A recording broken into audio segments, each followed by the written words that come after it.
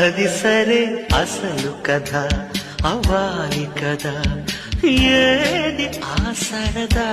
అన్నిటికీ సిద్ధపడే వచ్చాను కదా, అందుకే అటు ఇటు చూడకు, సుఖాలను వీడకు.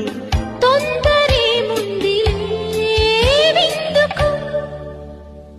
ముద్ది మంది బుగ్గ వద్దంటూ అడ్డం రాకే, నువ్వు సిగ్గులేని సిగ్గా. ముద్దిమ్మంటే బుగ్గ అగ్గిల్లి వస్తే ఆగేదెట్ట, హద్దు పద్దు వద్దా? అమ్మాయి ముద్దు ఇవ్వందే,